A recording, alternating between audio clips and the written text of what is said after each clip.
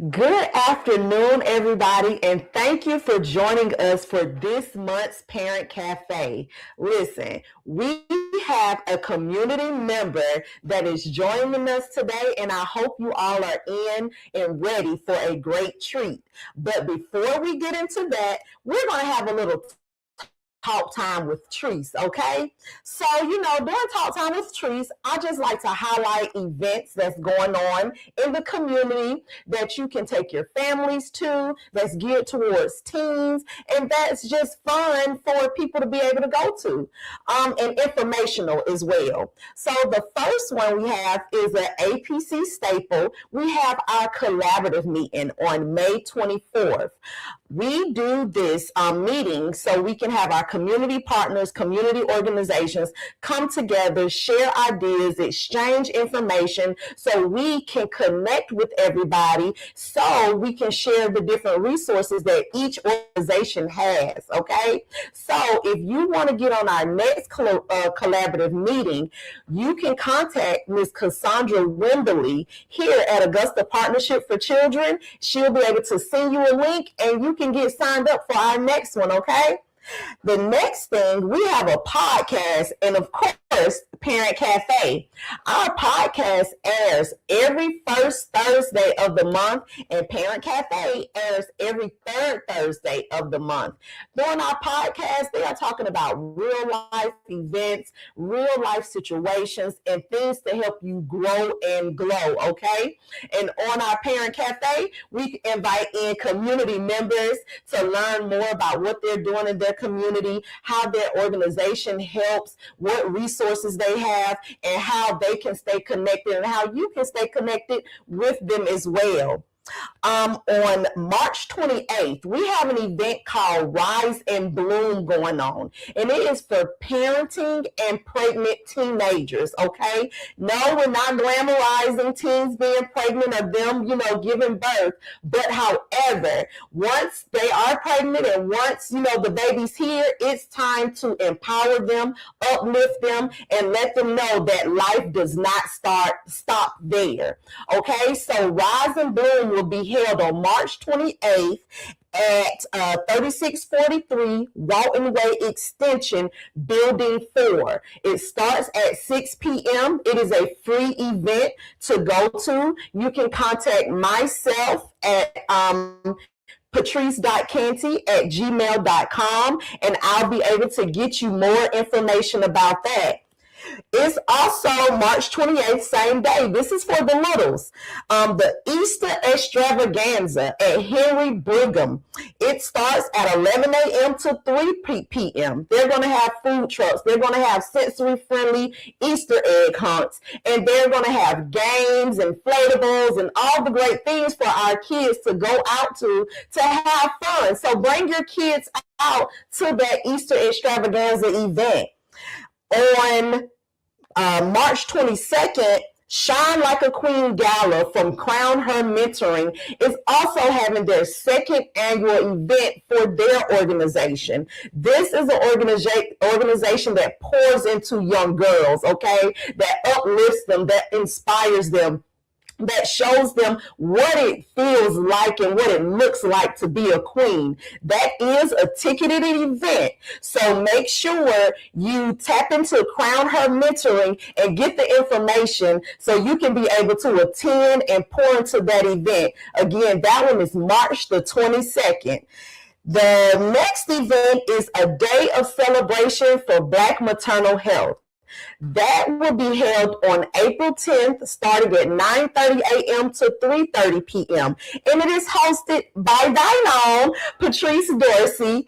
It will be held at Golden Harvest Food Bank, 3310 Commerce Drive. It is a free event. All it takes is registration. So if you are interested, please get in contact with me so I will be able to get you that information as well. Listen, if you ever have some events that you want highlighted, that you want us to push out, please email me at pdorsey@augustapartnership.org so they can be on Talk Time with Treese and I can get the community to show up and get involved, okay? But now we're about to get into our meat and potatoes, okay? So we have Captain Omar Rouse here with us. He began his distinguished law enforcement career in 2005 with the Richmond County Marshal's Office and currently serves with the Richmond County Sheriff's Office. He honorably dedicated 8 years of service to the United States Marine Corps, completing 4 years of active duty, followed by 4 years in the reserves, while simultaneously employed with the Marshal's Office. During his active duty service, Captain Rouse was deployed to Kuwait and Iraq in 2003 in support of Operation Enduring and Iraqi Freedom. Captain Rouse holds an associate's degree in criminal justice and a bachelor's in business management. He is post-certified, maintains specialized certifications in use of force, defensive tactics, Gracie survival tactics, and firearms. He is a certified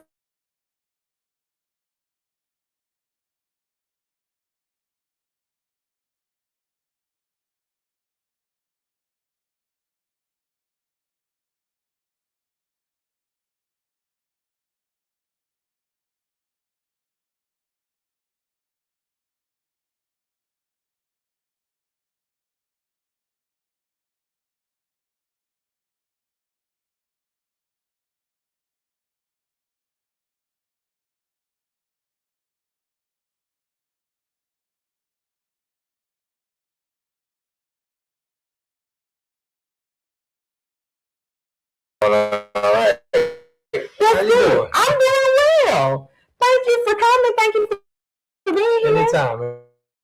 Anytime. Yes. Yeah. So,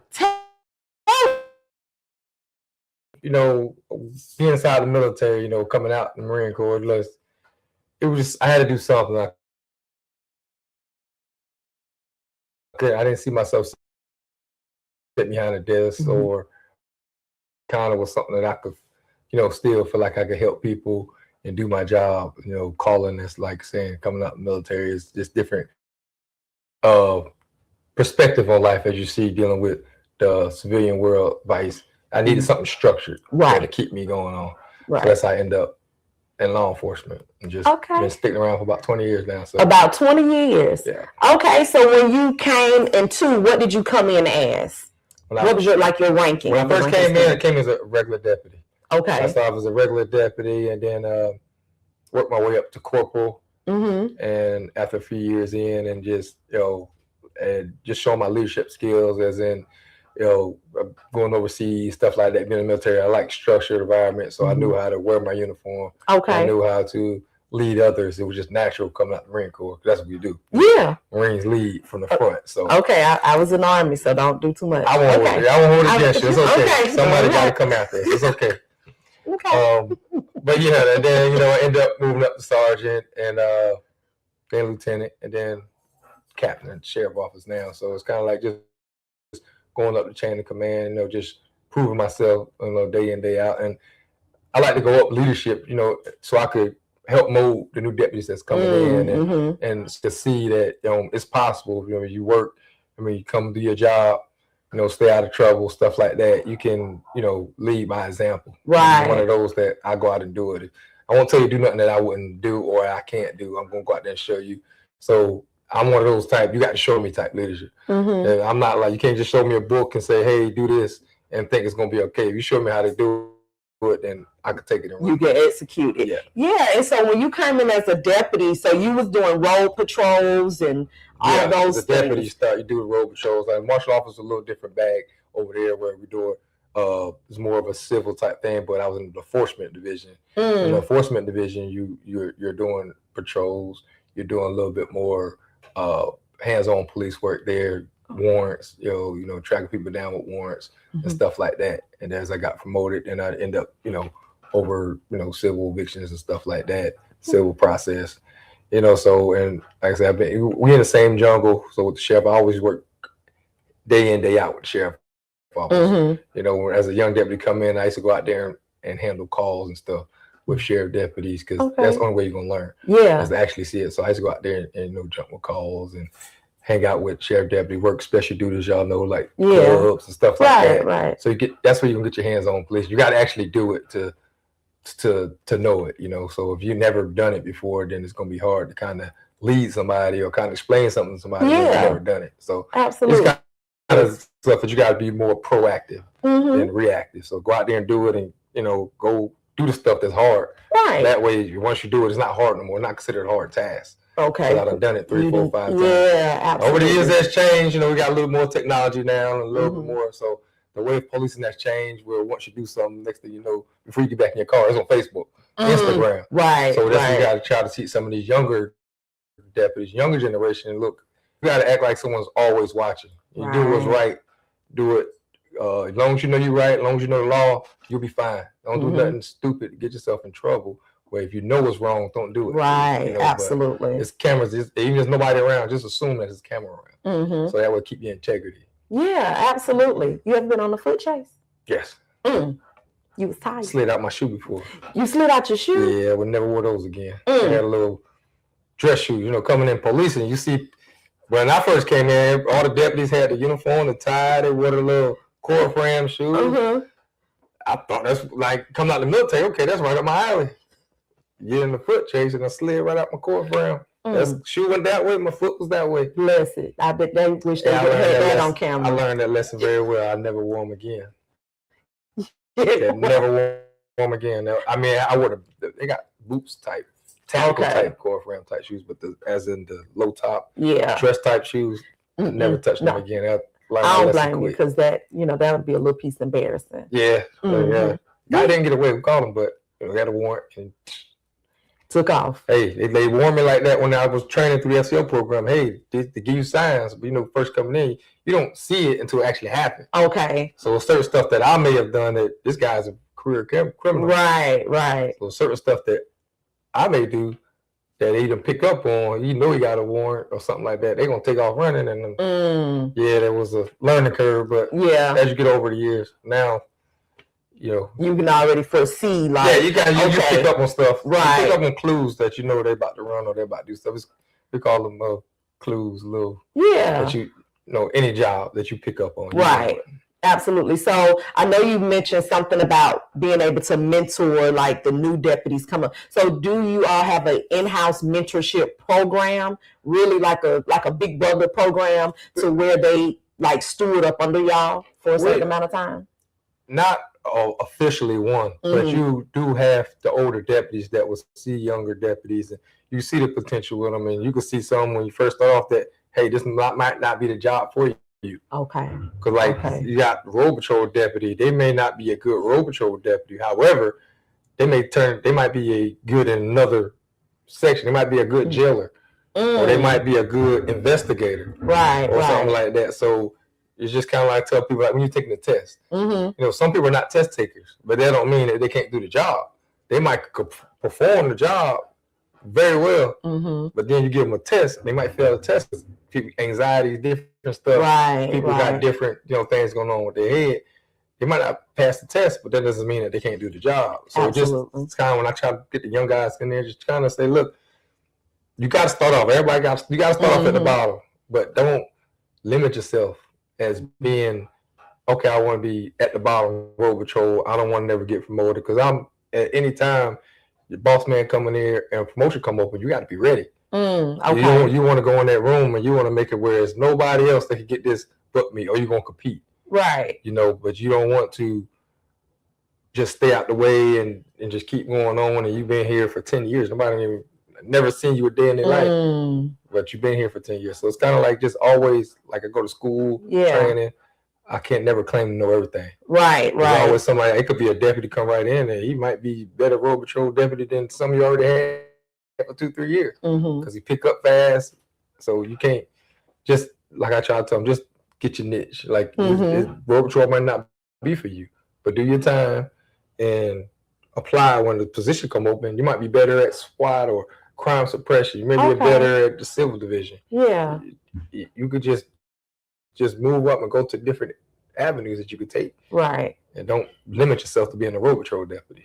Yeah. Okay. Well, that's good stuff. And so we're going to switch lanes a little bit. Talk about community. Okay. Okay. So what about if because I heard about a program. Oh goodness, I don't know the official name of it. Okay. No, I do. Which one? Ride-alongs. Ride-alongs. Yeah, Ride-alongs. So if a kid in the community is interested and like, I think I may want to be a police officer or something like that. I want to get into law enforcement in some kind of way. Ride-alongs, how does that work? Is there age requirements and things of that nature? It's normally an age requirement, and normally you want to get them at least. It depends on, like, if we go through our Youth Police Academy or our Citizens Academy, or they got some interest in type of law enforcement, or let's say it could be like one of you guys when you come in, y'all got interest of news, might be doing something, a report on law enforcement, judge, commissioners might want to come and ride along. So it's kind of like a case by case basis, because you just don't want to throw anybody in a car, right, and have them. They're not getting nothing out of it. They go in and they sleep and they just want to do it to say they done it. So we have different. Once someone interested, we get their information. We'll talk to them, and I send them to one Lieutenant Mark Chastain in our recruit division, and he would kind of fill them out and see what's their intentions, what they want to do, who they want to ride with, if they want to do, because certain areas they can't go. So certain areas you just can't come and ride along, and if something happened, then they got to stay inside the car. Yeah, you can't take them and just go into people's houses. Right. People got privacy as well. You got someone just riding along and all of somebody's business. Right. Or something could go left. Like give them a vest to wear, but you never know. You're on a patrol car, so you never know. Right. So we kind of got to make sure we put the right people when we go through the ride along, because like I say, some people may be doing it for the wrong reasons. So we got to vet them out. We got to do background on them, make sure who we getting in the car. Yeah. You're putting a person in the car with a deputy, and we got to make sure we do our end to make sure the deputy is not in danger or anything. Yeah. Anybody can walk up and say, "Hey, I want to ride along," and we just throw them in the car. So we got a process that we do. Okay. And I heard you mention something about your youth citizen. Yes, we have a couple programs we do. We got what we call a Youth Police Academy. So that's 1 week in the summertime we do it, because that's when kids are out. Yeah. In June. We do it in June. And it gives the kids a chance to come to our agency, and they go through everything. They'll see how our Human Resources Division work. Okay. They'll see how our investigators work, how the SWAT team, the Intel Division, crime team. They go through everything just like our Citizens Police Academy. When the citizens come, that's the adult version of it. Okay. They do the exact same thing, but the adult version, people work. So we do theirs in the evening. Okay. So theirs come every Tuesday for 12 weeks, and they learn the same exact things. They get to go out, for the adults and the kids, they get to go out to our judgmental pistol simulation, a simulator, and they get to go through scenarios like they're the police. They handle it just like they would think they should handle it. And you have to see and it's like a big screen, like a movie. And you go through it, and they can shoot at the screen and do everything, and then they can show where your bullets went. And then the object won't fall unless you actually shoot it in the pivotal areas. Okay. So it gives people a different understanding of how police you have to react. They're watching this video, but police have like a split second. Right. So when people go through that, they get a different mindset of what the police is dealing with by watching on Facebook later and say, I would have done this, I would have done this, I would have shot him in his arm, I would have shot him in his leg. That's, is people that still come at you with a shot in the arm. People can still shoot you with a shot in their leg. Right. And we shoot to neutralize the threat. Right. We don't shoot to kill nobody. We shoot to neutralize the threat. And once the threat neutralized, then we start de-escalating. But we're not out here intentionally trying, to kill people. Right. People, when they come to see that JPS shooting or see something like that and get an actual scenario to see what the police deal with every day, and won't have the privilege of seeing it later on. This is happening in real time. It's real time, and it splits. It could change from being talking to somebody nice to all hell breaking loose. Yeah. So it kind of get people a different mindset of going through that and seeing other people do it too. They're like, oh, wait a minute.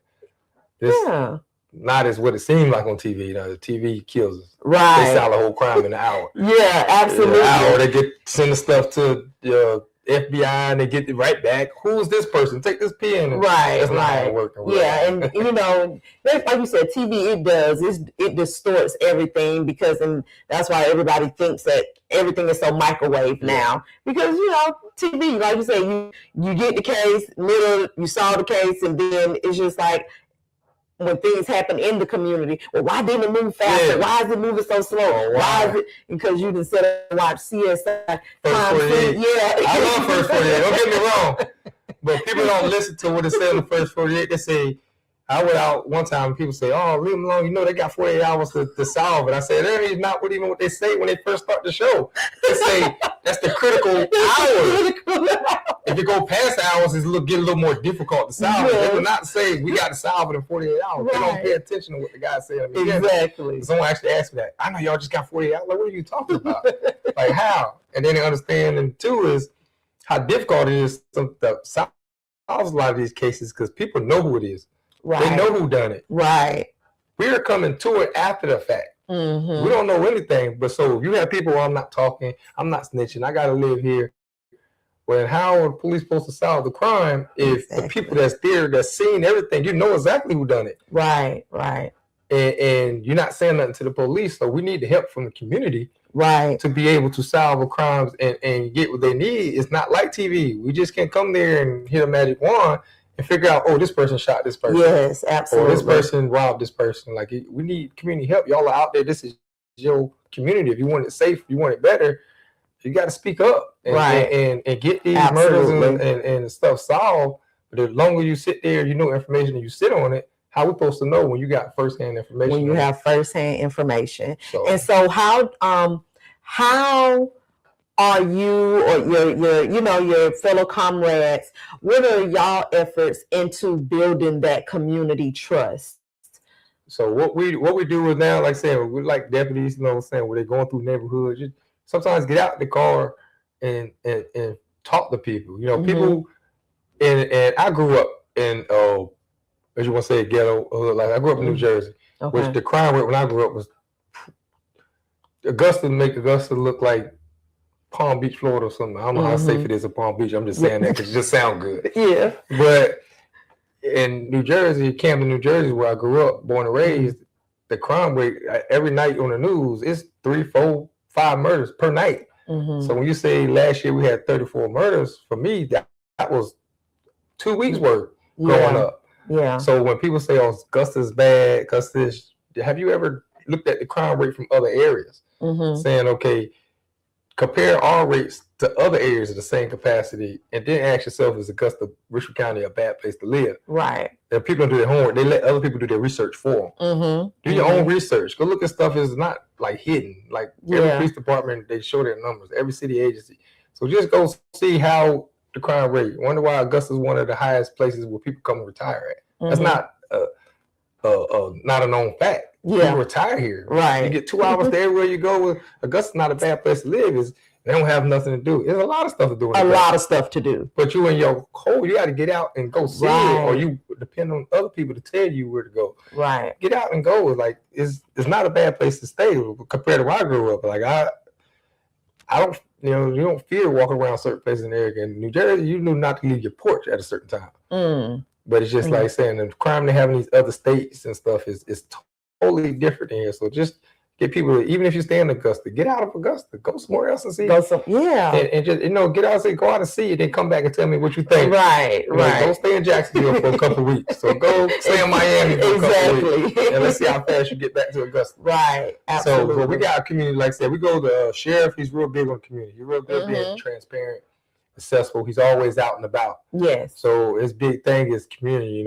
We work for the community. Right. So they need to see us out there. And the more they see us, the more we build that relationship with them. So we have like two, maybe 3 times a year. The sheriff, last year we did it twice. We did a cookout for the community. Yeah. I mean, give them food, they coming, right? Right, absolutely. They say it's something free, you give them food, they gonna come. But it's just the way for us to give back and let people come and see us, not just in uniform, to see the sheriff with his, out and about. They could come up to and ask questions at the sheriff. See deputies out there showing that we regular people. We're not in uniform 24/7. Yeah, we gotta live in the same area you do on top of doing a job, and then you see the same people that these deputies see. So many people throughout the day. They might not remember that one person that they locked up or they had to take to jail. But that person, that might be the first time they ever got dealing with the police. So they're going to remember that deputy. Right. He's out with his family eating. Yeah. And that person might see him. So if you try to tell the deputies, you don't know when you might see these people. Treat them with respect. Right. Because you never might, when you bump into somebody, when you're off duty, they're going to remember you, especially if that's the first time they dealt with you before. 9 times out of 10, the deputy's not going to remember their face because they deal with so many people. Yes. So me being over the community service division, my job is try to make their job a little bit easier. Okay. You have my team, and I got a team of deputies that work with me, and we go out to community events. We go out to the schools, so we could kind of fill that jar up with good stuff. So if we do make a mistake, we do mess up with something, it's like, hey, we did all this good. We're humans. We're not robots. Right. We're going to make mistakes. It happens. That's any job. Doctors make mistakes all the time. Right. You don't see nobody protesting that. And stop going to the doctor. Stop going to the doctor. If something happens, where do people go? To the doctor. Yes. If a crime happens, they're going to call the police. Right. So we got to get out more in the news. Like I said, news could be a gift and a curse as well. Right. The stuff that the people want to see, the negative stuff, yes, that's going to that's going to sell. I get it. It's a business. Yes. But we got to be able to go out there and soften the blow and go out there and publicize the good stuff like Guzzler Partnership and everybody do. That's why we all partner together. So that way we have events. They see these faces and they see the police there. Right. And you're not, every time you see us, it's not just negative. Yes, that's what people see. They think and I hate when I see kids young age. We was at the school the other day, and they had one of our investigators asked, "How many of y'all don't like the police?" And all these hands go up. These are 4th and 5th graders. He asked them, "Well, why you don't like the police?"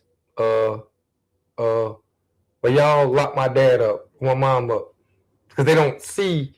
They don't know why. They just see us coming in here and something happened and their parent or their father or mother going to jail. Right. So the parents, they be not against police. And they talking so the kids understand that. So they think we're negative, but we want them to come up to us. You see me, I talk to kids all the time. And I coach basketball. I'm just a people's person. So I talk to anybody. It doesn't matter. And my team get with me all the time. They say, hey, we're going to go because Cap, he get to talking. But I'm just a people's person. Yeah. And I see the kids out and about. I'll dap them up. Say hey to them. That's my job. I'm community service. I need to soften the blow for. We try to do the best we can so deputies could do their job easier. Okay, and so that was like going back into that because that was what I was leading into the next thing, the youth. Trying to engage the youth, but the what is it called again? The Youth Academy. Youth. How do they get involved in that? Is there, of course, I know it's a sign up type of process, but what is like the age frames and how do they get involved in that? The age is high school 14 to 18. Okay. So they just graduated and 18, they can still do it. Okay. And excuse me. They what we do is it's in June. So what we do, when it opens up, we'll put a flyer on our Facebook page. Okay. So they follow our Facebook page. Once we put the flyer, we'll put a link up on the Facebook page because it's hard. People put QR codes up there and they're like, how am I supposed to scan the QR code on my phone? It's already a phone. So we'll put a link on there as well. And they click to it and take them straight to the application part. They fill out the application, they submit it. And once we get, of course, we got to be selective because of the room size. We got to feed them, we got to get shirts and stuff. They get their own shirts and stuff like that. And once we get the class size, then we will reach out we'll say, okay, it's closed, and reach out to the ones that's class. So it's first come, first serve. Okay. So once they get in, the quicker they send the application in, the better. The better. Okay. And we do that, like I said, we do champs too, but that's inside the schools through the principal. That's like DARE back when I was in school. Okay, yeah. The champs is the same thing, but they add to it. It's like add to alcohol, they add sexting, do sex and stuff like that, bullying. They add all that stuff in champs. So the kids can understand what's other stuff, before they get to this middle school age. Right. And everybody has phones now. Everybody. So middle school kids, even elementary school they have phones. Right. So just and we even do what to look for, like with social media type stuff. Mm-hmm. What to look for. If you don't know these people, don't be accepting a friend request. Right. If someone talk to you uncomfortably, let your parents know, stuff like that. Yeah. So that's what Champs kind of it covers that. And the sheriff also, last year we did a youth basketball camp. It's free to the kids. Okay. This year, go ahead and put the dates out, July 21st and 22nd. Okay. So we will put a flyer out probably end of May. Mm-hmm. And first 300 kids. We take 300 kids. Wow. The only prerequisites is they have to live in Richmond County. Richmond County. It's a Richmond County only. So, Richmond County. And we take 300 kids. And of course, we're going to get way more, but we sort through them and make sure these kids are actually Richmond County. We have a meeting prior, 2 meetings with the parents. Mm-hmm. Hey, this 2 parent meetings to let you know what to expect. We had an NBA player, Kelvin Johnson, played for the Spurs. Mm-hmm. He came last year. Okay. We're trying to get him to come back this year, but working through stuff. And Nike actually picked up one of us last year. Uh-huh. So they want to help this year. So we're going to be partnered with Nike right now. So yes. That's why we're doing it right after the Peace Jam. Right, so before they go back to school, because kids don't have nothing to do that week prior to going back to school. These kids don't really have anything to do. Yeah. So it'll be at Laney High School gym. Mm-hmm. And so we reach out to a lot of the local high school coaches. Okay. Kids already know them, former players that used to play in high school. These kids know these kids. So we get them to come back and run the camp. And like I said, we partner with the agencies to provide food. Yeah. And it's a fun day. And we talk to them throughout the camp. We'll give them little speeches and stuff throughout the camp. So, and I think that is so important for our teenagers, for our kids. Because what's the age group on that? All ages. That's all ages. All ages. Girls and boys. All ages. And that's so important. We'll split them up by groups. Yeah. And that's so important because, like you said, with the news, but like with social media too, the algorithm pushes out what they want you to see. And usually it's more negative stuff that they want you to see. And so we see all of the teenagers that is getting into the trouble and committing the crimes and stuff. But we don't often see like enough advertisements about what there is for these youth to be able to do that's positive so they can get into it. So parents, I hope that y'all are listening. Like, it's been 2 great things that, Captain Rouse just said about getting them into the Citizens? Youth Police Academy. Youth Police Academy. And for the youth basketball camp in July. And then also talk to your babies about the importance of law enforcement. They're not scary. All police are not bad.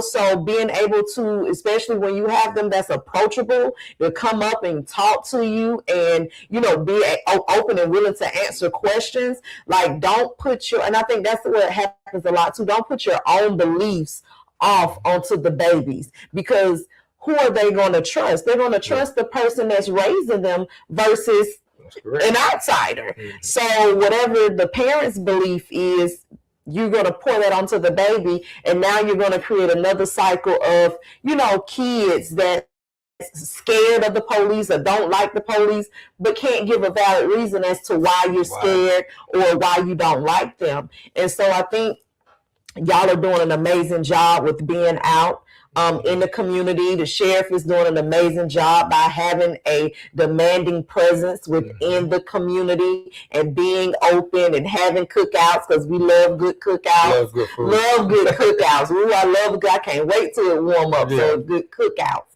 And I think those things are amazing.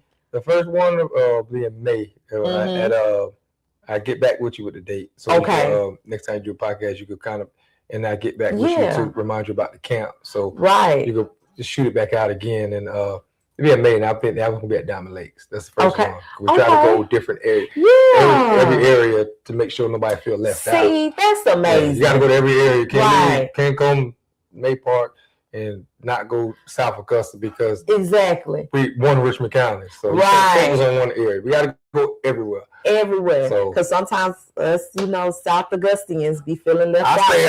I'm the same way. I'm like, hey, man, we be feeling left out. Sometimes y'all ain't gonna bring nothing out here. They gave us like 3 Parkers. 3 Parkers, $4 generals, $3 trees. We never run out of gas in South Augusta.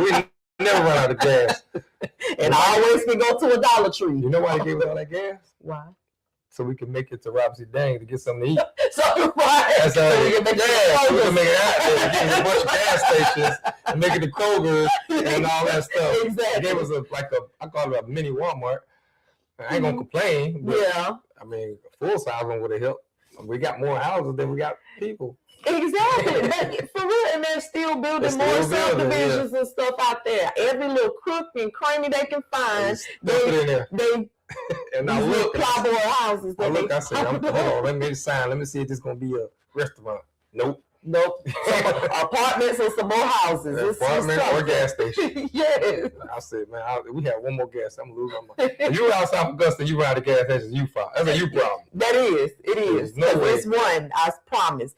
A penny throw away is another one right there. What is there anything else you would like to share with the community today? Only thing is just like the parents. We're trying to get outreach to the parents. Parents, we definitely need your help. Like the city and everything don't move without the parents, the community, the citizens. So get involved. Like if I'm always available. Like we try to educate the parents as much as the kids because it starts at home. Right. Everything starts at home. We can tell the kids whatever we want, and I tell people all the time. I grew up as a product of my environment. I grew up watching crime all day long. And in New Jersey, it was like watching cops sitting on my porch. It was like terrible. But we could talk to the kids all day in the school. We could talk to the kids in the community.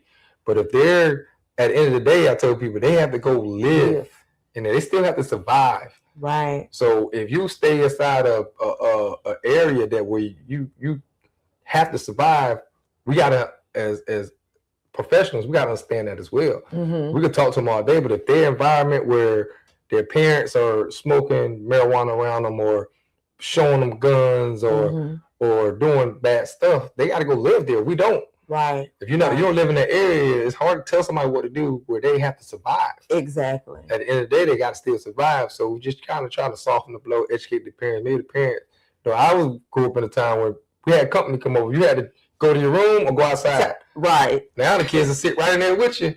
And knowing all your business and watching all y'all do business. Yeah, so I grew up around this, stuff, but it was also sheltered away from some of the stuff. Right. Like some of the stuff you didn't witness. Yeah, it was going around, but I had older brothers and sisters and parents that kept me that out of I never got involved in none of that stuff because you had that parent, that grandma and dad say, hey, my teachers were able to paddle me back then. I got my fair share of paddles, and then you got home, you got another one. Yeah. They had to let the teacher, and even though you had permission, the teacher had to tell them, hey, I got paddled today. Right. So I knew what time it was. Yeah. That paddling was just light work. Right. That was pre-game. Yeah. And I got home. Because not you at the schoolhouse and somebody got to paddle you. The parent, she got to leave work to come up to the school. I would cry as soon as they say, look, I'm about to go call your parent. I will cry and beg them, please. Now the kids, go call my parent. I don't care. Right. And a lot of that is because people, the parents like to say, can't nobody tell you what to do but me. Right. And then you want to send your babies out. Now I'm not going to get on the podcast, Miss Cassandra, and go on because I can get on it because and then you send your babies out and want everybody to be nice and kind to them. But then you then basically told them that you're the only authority in their house. So can't nobody else correct your babies, but your babies need to be corrected. Right. It's a different thing with a dog. You respect the dog. My mama told me, let me deal with them. If they did something, I'll deal with them. You better not deal with them. Come on now. So it's like, but the kids think their parents do it, they start doing it. Disrespecting an adult. An adult might be trying to save your life, trying to help you, but I do what I want. Okay. Right. Do what you want, but we're going to handle it accordingly then. If you want to do what you want, okay, that's fine. Yeah. There's more than one way to skin a cat. It is. And that just reminds me of how even, as kids, we got into stuff and we learned and, got into a little trouble and stuff, but we learned that from our peers. Right. I ain't learned the trouble from my parents or from my elders. Now, their kids are learning it from their parents and from their elders, because it's like we all friends, we all doing the same thing, and we're all right here. And that social media, we didn't have that coming up. You had the people you was gonna be, and say what you had to say. When you get there, we found out where everybody was at in the neighborhood, where all the bikes were. Where all the bikes at. You go outside and you hear the basketball, or you gotta find out where all the bikes stacked up at. Right. That's who house to everybody. Now you can tell parents, I'm not ready. I'm not coming out yet. If my mom said be there at 3:00, and I wasn't sitting where I'm supposed to be at 3:00, you better beat me home. That's what it was. You better beat me home. Right. And you walking, so you better find a way to beat me to that house, because you're supposed to be where I told you to be. But the kids don't fear that no more. They don't fear that. It is not saying, like, I grew up, I didn't fear law enforcement per se. I respected it. I knew what they do. But I was more scared of my parents than what the law enforcement officer was going to do. Right. Because if I show back up house inside the back of that car, I'd rather them take me to jail than take me inside there. Please, I'm not going to take me to jail, please. Please, sir. And don't let her come get me. Don't let her or my dad. My mom was a little bit tougher than my dad. I could just be able to talk my dad out. Yeah. My mom was the one that she don't care. I ain't had no understanding. No understanding. My dad, I could talk him out of stuff. He was a little more forgiving. Right. I was a baby. Dad, I didn't do that. He believed everything. No, to this day, I can get out. I can suck on my mom passed away about 3 years ago. Okay. But my dad, I can get by him. Mom wasn't having it. That is funny. Yeah. Well, listen, it has been amazing having you here, Captain Rouse, having this conversation, being able to know what community means to you, knowing the great things that y'all are out here doing. It does mean a lot. I'm thankful for the partnership that we do have. And so, just make sure whatever y'all have coming up to shoot it to us so we can blast it out to the community, so we can get these youth, we get these babies signed up so we can come and be at the cookouts and things. We actually just met with the WSCOM too, Augusta Housing Authority. I met with them. Okay. So working on some stuff with them to try to get more inside of some of the project areas. Yeah. Reach out some of them kids during the summertime, give them something to do. So we work with them as well to try to, like I said, each one teach one. Each one teach one. Each one teach one.